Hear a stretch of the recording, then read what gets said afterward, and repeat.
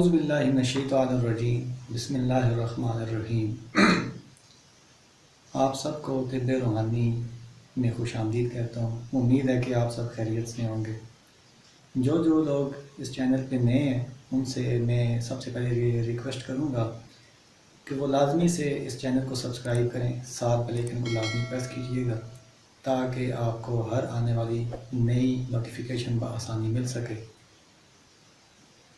تو آج جو میں وظیفہ آپ کے سامنے شیئر کروں گا، وظیفہ کے شیئر کرنے سے پہلے میں چند باتیں آپ کے گوش گزار کرنا چاہتا ہوں کہ اللہ رب العزت نے اس کائنات کو بنایا اور اس کائنات کو اپنی رنگا رنگ مخلوقات سے بھر ڈالا۔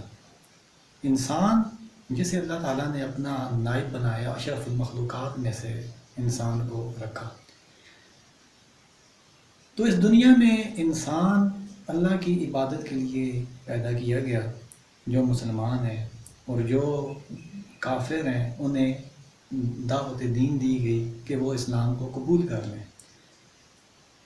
تو حاضرین و سامعین، ہم اللہ تعالیٰ کے بندے ہونے کے ناطے ہم پر کچھ احکامات لاگو کرتے ہیں، جس طرح نماز ہے، روزہ، زکوٰۃ، حج، یہ ہم پر لاگو ہوتے ہیں۔ آپ صلی اللہ علیہ وآلہ وسلم نے جن احکامات کو ادا کرنے کی ہمیں تلقین فرمائی ان پر عمل پیرا ہونا ایز اے مسلم ہم سب پر لازم و ملزوم ہے۔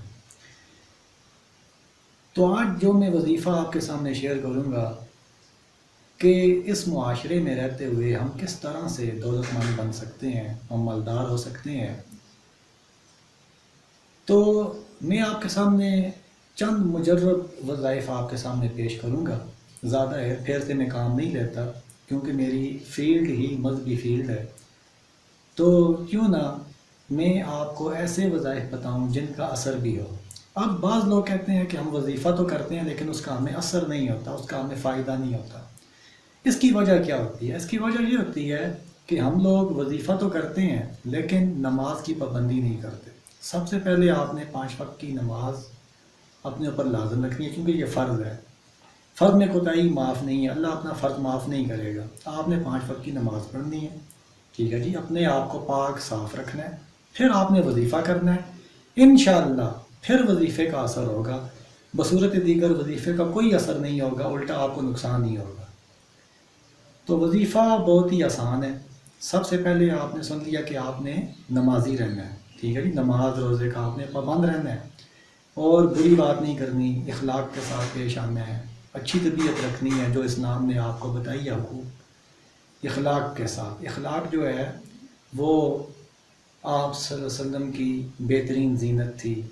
حضرت عائشہ صدیقہ سے کسی نے پوچھا کہ آپ صلی اللہ علیہ وسلم کے اخلاق کیا تھے، تو آپ نے عرض کیا کیا تم نے قرآن نہیں پڑھا؟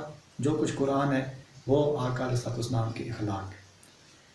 تو اخلاق سے ہم لوگ پہچانے جاتے ہیں، اخلاق سب سے پہلی چیز، اور نماز کا پابند ہونا بہت ضروری ہے۔ پھر آپ وظیفہ کریں، اور یہ جو وظیفہ ہے مالدار ہونے کے لیے، آپ کے رزق میں کشادگی کے لیے، یہ وظیفہ آپ نے صبح فجر کی اذان اور فجر کی اذان ہوگی تو اذان اور فرضوں کے درمیان میں آپ نے یہ وظیفہ کرنا ہے۔ اذان اور فجر کی نماز کے بالکل درمیان میں آپ نے یہ وظیفہ کرنا ہے۔ آپ نے سب سے پہلے 11 مرتبہ درود شریف پڑھ لینا ہے اور پھر اس کے بعد 100 دفعہ سبحان اللہ و بحمدہ سبحان اللہ العظیم و بحمدہ استغفر اللہ۔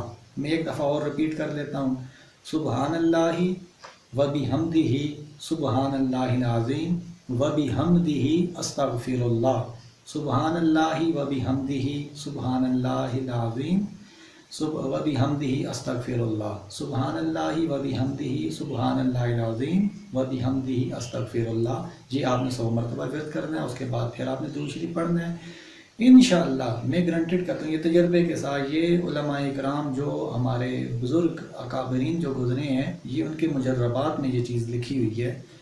آپ جب صوم و صلات کے پابند ہوتے ہوئے جب آپ اس وظیفے کو کریں گے، انشاءاللہ تعالی غیب سے آپ کو وافر مقدار میں رزق اللہ کی ذات عطا فرمائے گی۔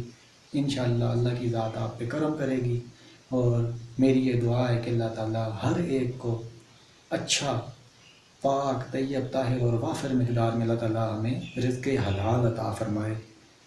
تو اب تک کے لیے کچھ اتنا ہی، مزید نئی ویڈیو کے لیے انشاءاللہ جلد ہی میں حاضر ہوں گا ایک نئے وظیفے کے ساتھ۔